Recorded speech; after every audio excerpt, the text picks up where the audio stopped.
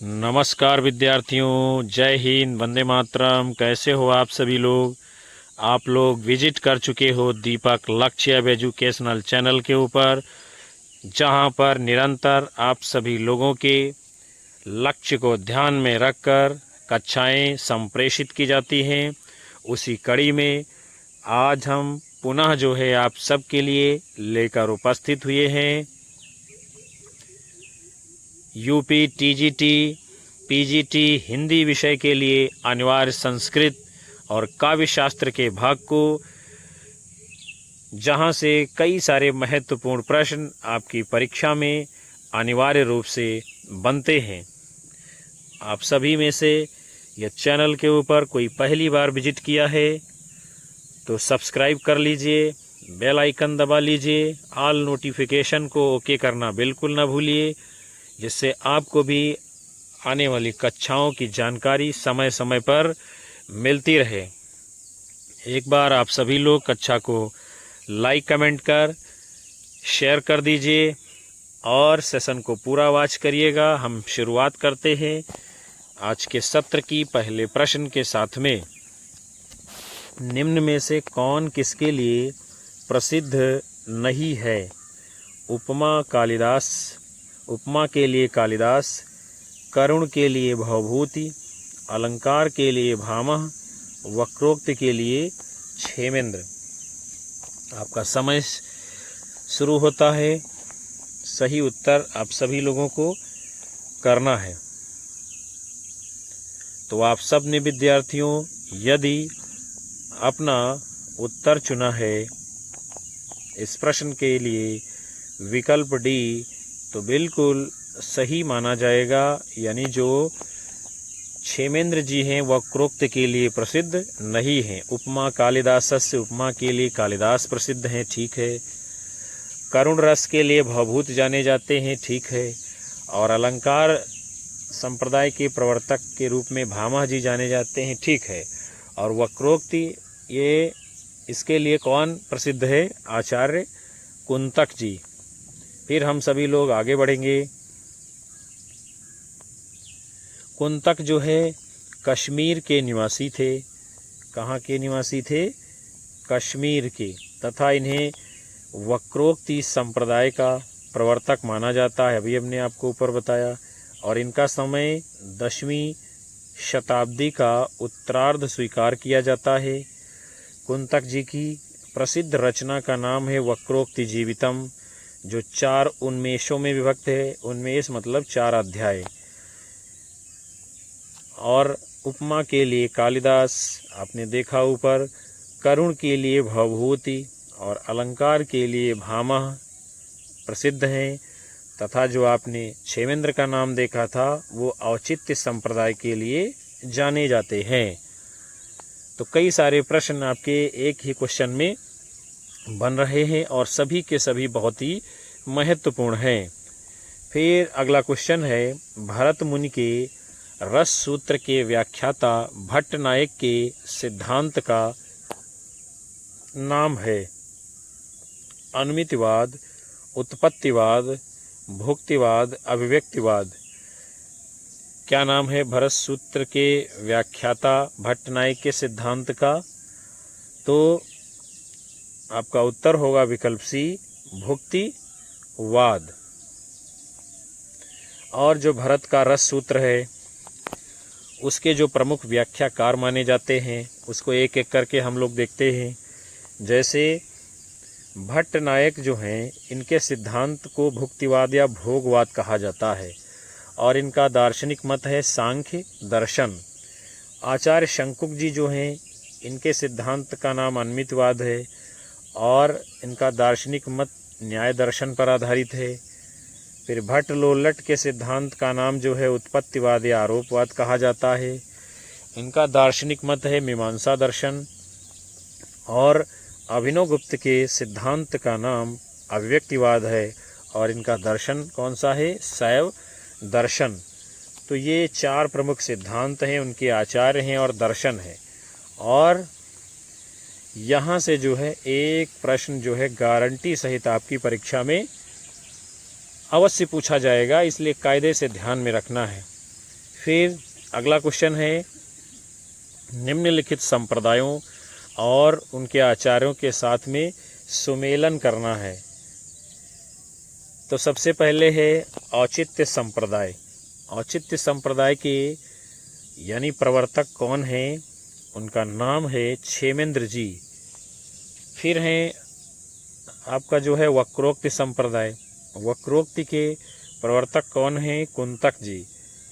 फिर है ध्वनि संप्रदाय। ध्वनि संप्रदाय के प्रवर्तक कौन हैं? आपके आचार्य आनंदवर्धन जी। और फिर है रस संप्रदाय। रस संप्रदाय के प्रवर्तक कौन हैं? आचार्य भरत मुनि। बहुत ही महत्वपूर्ण ये भी क्वेश्चन है आपका। तो अब हम लोग आगे देखते हैं कूट कौन सा सही है। तो वो होगा आपका विकल्प डी उत्तर। और अलंकार संप्रदाय के प्रवर्तक भामह जी माने जाते हैं। कौन? आचार्य भामह जी हैं आपके अलंकार संप्रदाय के प्रवर्तक। फिर हम सभी लोग अगले क्रम की ओर बढ़ेंगे। क्वेश्चन है आपका, प्रतिभा का संबंध किससे है? काव्य हेतु, काव्य स्वरूप, काव्य प्रयोजन, काव्य लक्षण। किससे संबंध है प्रतिभा का? तो आपका उत्तर होगा विकल्प एक, काव्य हेतु से। काव्य हेतु, हेतु शब्द का अर्थ है हेतुर्ना कारणाम, अर्थात हेतु जो है कारण को कहते हैं। अतः काव्य हेतु का अर्थ है काव्य की उत्पत्ति का कारण क्या है, उसे ही कहा जाएगा काव्य हेतु। किसी व्यक्ति में काव्य रचना करने की सामर्थ्य उत्पन्न कर देने वाले कारण को काव्य हेतु कहते हैं। भारतीय काव्य शास्त्र में काव्य हेतु जो है 3 प्रकार के माने गए हैं। कौन कौन से? प्रतिभा, व्युत्पत्ति और अभ्यास। यही जो है भारतीय काव्य शास्त्र में 3 काव्य हेतु माने गए हैं। अब हम लोग जो है इनको अलग अलग करके यानी काव्य प्रयोजन को देखते हैं। किसे कहते हैं? काव्य प्रयोजन। काव्य प्रयोजन का तात्पर्य है काव्य रचना का उद्देश्य। वस्तुतः काव्य प्रयोजन काव्य प्रेरणा से अलग है, क्योंकि काव्य प्रेरणा का अभिप्राय काव्य की रचना के लिए प्रेरित करने वाले तत्व, जबकि काव्य प्रयोजन का अभिप्राय काव्य रचना के अनंतर प्राप्त होने वाले लाभ है। आचार्य भरत मुनि के अनुसार काव्य के जो है 8 प्रयोजन माने गए हैं। कितने? 8। कौन कौन से? धर्म, यश, आयुष, हित, बुद्धि वृद्धि, लोक उपदेश, दक्षता, चरम विश्रांति की प्राप्ति। यानी भरत मुनि ने काव्य के प्रयोजन कितने माने हैं? 8। ये बात बहुत ही महत्वपूर्ण है, आपको ध्यान में रखनी है। फिर अगला है काव्य लक्षण। संस्कृत में काव्य लक्षण आचार्यों ने मुख्यतः 3 आधारों पर किए हैं, जैसे कि शब्द और अर्थ के आधार पर, शब्द के आधार पर, रस और ध्वनि के आधार पर। यानी काव्य लक्षण के भी कितने आधार हैं? 3 आधार हैं। फिर हम सभी लोग आगे बढ़ते हैं। अगला आपका क्वेश्चन है, कथा वस्तु को प्रधान फल की प्राप्ति की ओर अग्रसर कराने वाले चमत्कारपूर्ण अंश को अर्थ प्रकृति कहा जाता है। इन 5 अर्थ प्रकृतियों का सही क्रम है: बिंदु, पताका, प्रकरी, बीज, कार्य। पताका, बीज, बिंदु, प्रकरी, बीज, बिंदु, प्रकरी, पताका, कार्य, बीज, बिंदु, पताका, प्रकरी और कार्य। तो आपका सही उत्तर क्या है? विकल्प डी आपका राइट आंसर होगा। कथा वस्तु को प्रधान फल की प्राप्ति की ओर अग्रसर कराने वाले चमत्कारपूर्ण अर्थ को प्रकृति कहते हैं। और इन जो 5 प्रकृतियां मानी गई हैं हमारे काव्य शास्त्र में, उनका सही क्रम है, पहले बीज आता है, उसके बाद में बिंदु, फिर उसके बाद में पताका, उसके बाद में प्रकरी और अंतिम अर्थ प्रकृति है कार्य। यानी इसके भेद कितने हैं? 5। ये भी क्वेश्चन कई बार पूछा गया है कि जो है अर्थ प्रकृतियां कितने प्रकार की होती हैं? तो 5 प्रकार की होती हैं: बीज, बिंदु, पताका, प्रकरी और कार्य। फिर हम सभी लोग आगे बढ़ते हैं। अगला क्वेश्चन है, निम्नलिखित रचनाकारों को उनकी रचनाओं के साथ में सुमेलित करना है और उसके बाद कूट के अनुसार हम लोगों को उत्तर देना है। तो सबसे पहले कौन है? भरत जी, यानी आचार्य भरत मुनि। इनके ग्रंथ का नाम क्या है? नाट्य शास्त्र। फिर आपके हैं धनंजय जी। धनंजय के ग्रंथ का नाम क्या है? 10 रूपक। फिर हैं सागर नंदी जी, और सागर नंदी जी के ग्रंथ का नाम क्या है? नाटक लक्षण रत्नकोश। फिर है रामचंद्र गुणचंद्र, और इनके जो है ग्रंथ का नाम क्या है? नाट्य दर्पण। तो यहाँ पर आपका मिलान किया गया है। और अब हम लोग आगे बढ़ेंगे, कूट के रूप में देखते हैं कौन सा सही उत्तर है। तो आपका है विकल्प ए। और साहित्य दर्पण ये जो है आचार्य विश्वनाथ जी की रचना है, और ये सभी रचनाएं आपके लिए बहुत ही महत्वपूर्ण है। फिर आगे बढ़ते हैं। अगला क्वेश्चन है, अर्थोपक्षेपक के कितने प्रकार होते हैं? 5, 6, 7, 8। कितने होते हैं अर्थोपक्षेपक के प्रकार? तो आपका उत्तर होगा विकल्प ए। 5 प्रकार माने गए हैं अर्थोपक्षेपक के। और सूच्य कथा वस्तु की सूचना देने वाले साधनों को जो है अर्थोपक्षेपक कहते हैं। किसको? सूच्य कथा वस्तु की सूचना देने वाले साधनों को अर्थोपक्षेपक कहा जाता है। और इसके 5 प्रकार कौन कौन से हैं हम लोग देखते हैं। तो सबसे पहले है आपका विष्कंभक, दूसरा है प्रवेशक, तीसरा है चूलिका, चौथा है अंकमुख या अंकास्य, और 5वां है अंकावतार। ये जो है 5 प्रकार हैं। फिर आगे बढ़ेंगे। अगला क्वेश्चन है, भरत मुनि के अनुसार नाट्य वृत्तियों की, यानी नाट्य वृत्तियों का सही क्रम कौन सा माना गया है आचार्य भरत मुनि के अनुसार? भारती, आर्भटी, कैशिकी, सात्वती। सात्वती, कैशिकी, भारती, आर्भटी। भारती, सात्वती, कैशिकी, आर्भटी। आर्भटी, कैशिकी, सात्वती, भारती। कौन सा है इनमें से सही अनुक्रम? तो आपका उत्तर होगा विकल्प सी, यानी भारती, सात्वती, कैशिकी और आर्भाटी, ये जो है क्रम नाट्यवृत्तियों का माना है आचार्य भरत मुनि जी ने। फिर हम सभी लोग आगे बढ़ते हैं। अगला क्वेश्चन है आपका, निम्नलिखित उक्तियों को उनके आचार्यों के साथ में सुमेलित कीजिए। यानी ये हैं संस्कृत की प्रमुख उक्तियाँ, और उनके हैं ये रचनाकार, और ये सभी उक्तियाँ बहुत ही महत्वपूर्ण हैं। और यहाँ से जो है एक उक्ति यानी एक प्रश्न जो है परीक्षा में बनता ही बनता है। इसलिए ऐसे प्रश्नों को आपको विशेष रूप से तैयार करके रखना है, जहाँ से क्वेश्चन आपके लिए जरूर बनेगा। तो सबसे पहले है शब्दार्थो सहितो काव्यम। यह उक्त किसकी है? शब्दार्थो सहितो काव्यम, ये है आचार्य भामह की। यानी शब्द अर्थ सहित जो वाक्य होगा वही काव्य होगा। फिर दूसरी उक्ति है वाक्यम रसात्मकम काव्यम, यानी रस युक्त वाक्य काव्य होगा। ये कथन किसका है? आचार्य विश्वनाथ जी का। फिर है रमणीयार्थ प्रतिपादकः शब्दः काव्यम, यानी रमणीय अर्थ का प्रतिपादन करने वाला शब्द काव्य है। ये उक्त किसकी है? पंडितराज जगन्नाथ की। फिर है तद दोषो शब्दार्थो सगुणा वनलंकृति पुनः क्वापि, ये उक्त किसकी है? आपके आचार्य मम्मट की।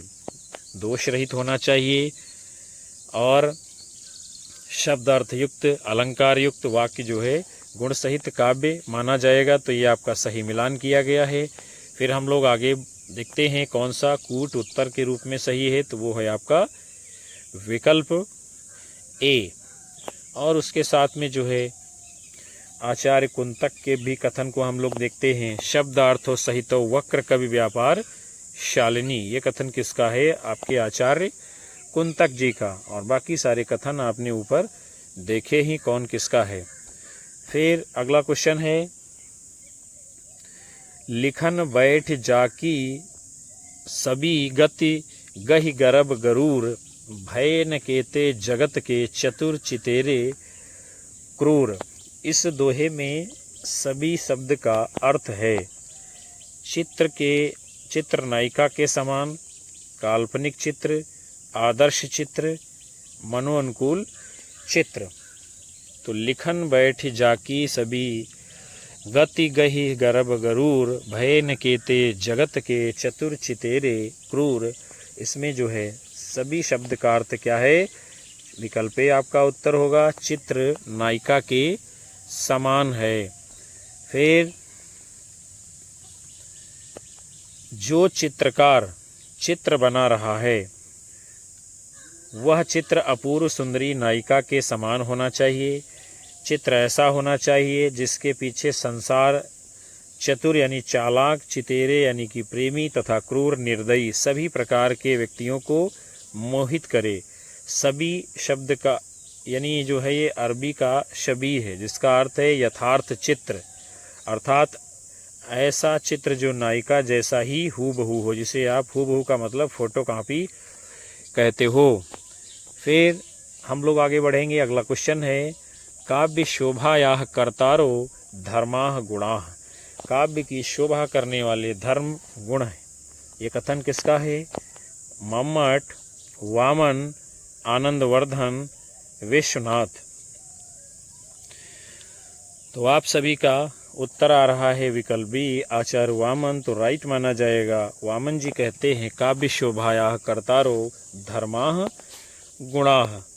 फिर हम लोग अगले क्वेश्चन की ओर बढ़ेंगे। क्या है यहाँ पर? पहले कुछ कथन दिए गए हैं। काव्य शोभायाः कर्तारो धर्माः गुणाः, आचार्य वामन का मत है। सुख दुखात्मको रसः, ये विश्वनाथ का मत है। तद दोषो शब्दार्थो सगुणावन अलंकृति पुनः क्वापि, आचार्य मम्मट का मत है। सहृदय हृदय आह्लादि शब्दार्थ मयत्व मेव काव्य लक्षणम, ये किसका मत है? आनंद वर्धन जी का।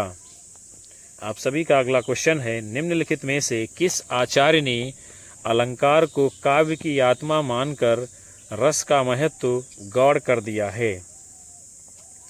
भामह, वामन, विश्वनाथ, आनंदवर्धन।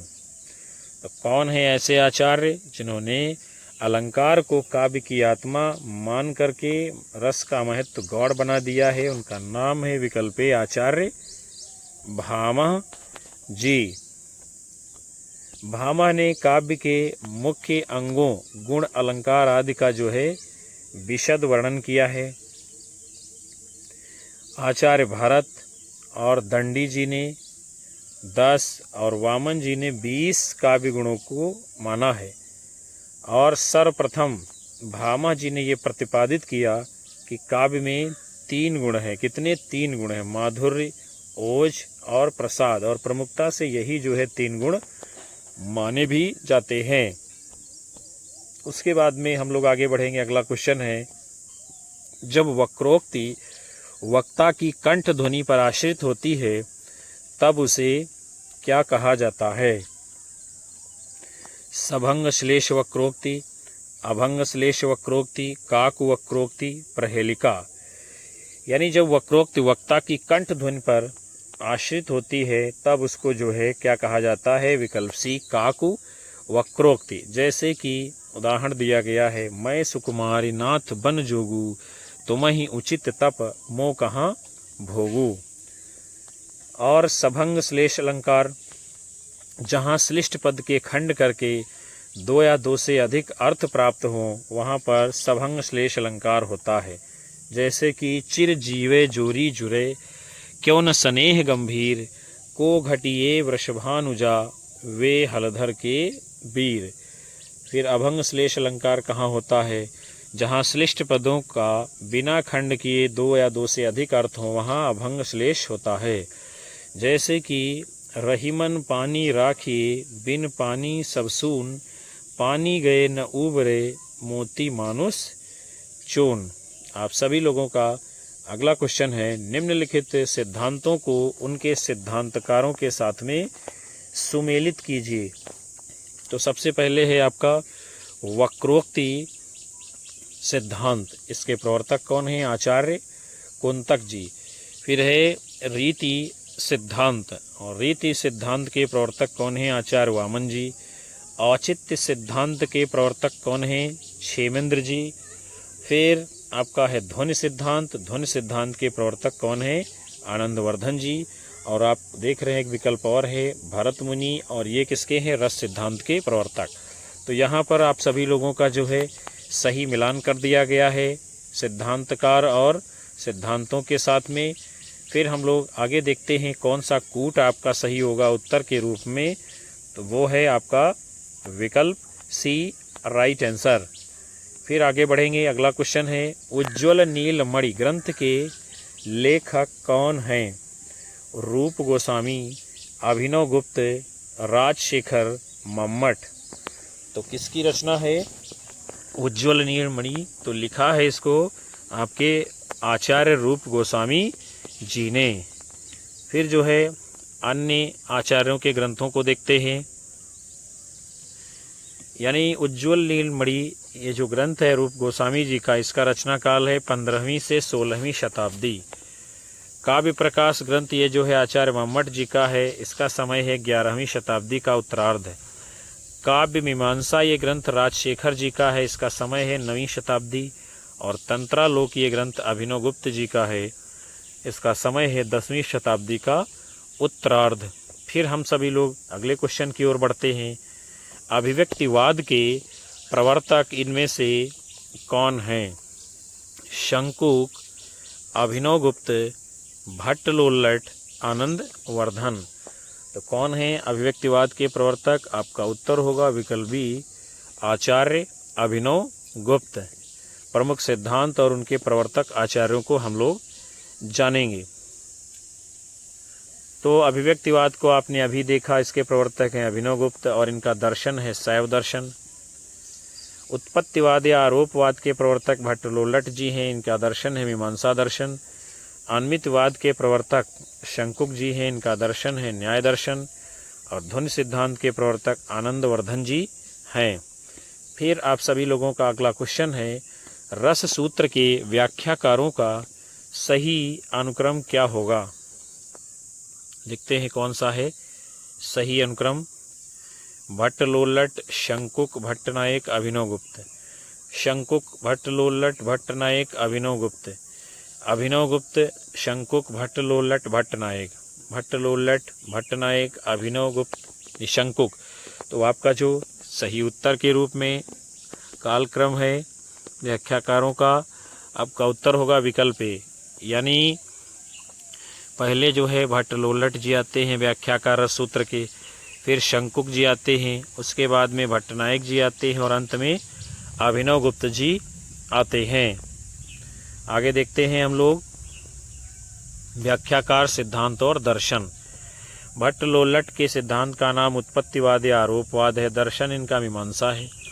शंकुक के सिद्धांत का नाम अन्मितवाद है, न्याय दर्शन पर आधारित है। भट्टनायक जी का सिद्धांत भुक्तिवाद या भोगवाद जो कि सांख्य दर्शन पर आधारित है। अभिनव गुप्त के सिद्धांत का नाम अभिव्यक्तिवाद है जो कि शैव दर्शन पर आधारित है। फिर अगले क्वेश्चन की ओर बढ़ेंगे। क्या है व्यंजना शक्ति का क्या कार्य है? मूल्य अर्थ को व्यक्त करना, प्रयोजन को व्यक्त करना, मुख्यार्थ की व्याख्या करना, मुख्यार्थ में छिपे अकथित अर्थ की व्यक्त करना या व्याख्या करना। तो व्यंजना शक्ति का कार्य क्या होता है? आपका उत्तर होगा विकल्प डी, मुख्यार्थ में छिपे अकथित अर्थ को व्यक्त करना। अकथित मतलब जो कहा नहीं जा रहा है, लेकिन अर्थ हमको वही जो छिपा हुआ है, जो कहा नहीं जा रहा है, उसे ही निकालना है या लगाना है। उसके बाद में आप सभी लोगों का अगला क्वेश्चन है, रुद्रट वक्रोक्ति को शब्दालंकार मानते हैं, इसे अर्थालंकार किसने माना है? आचार्य दंडी, क्षेमेंद्र, वामन, आनंदवर्धन। क्या होगा उत्तर?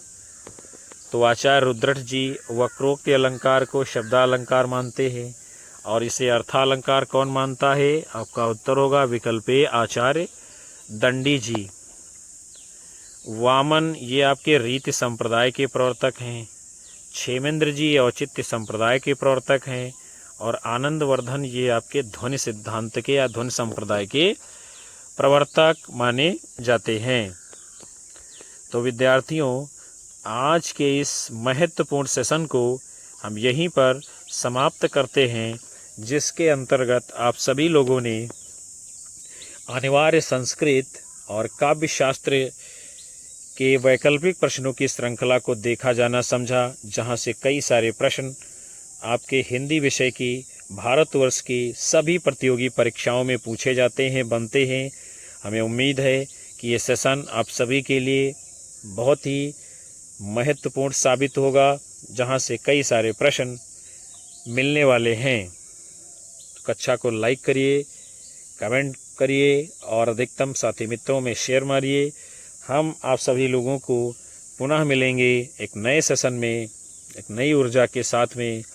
बहुत बहुत धन्यवाद उन सभी लोगों का जो अंत तक जो है कक्षा में बने रहे हैं। आप सभी लोगों को नमस्कार, जय हिंद, वंदे मातरम, शुभ रात्रि।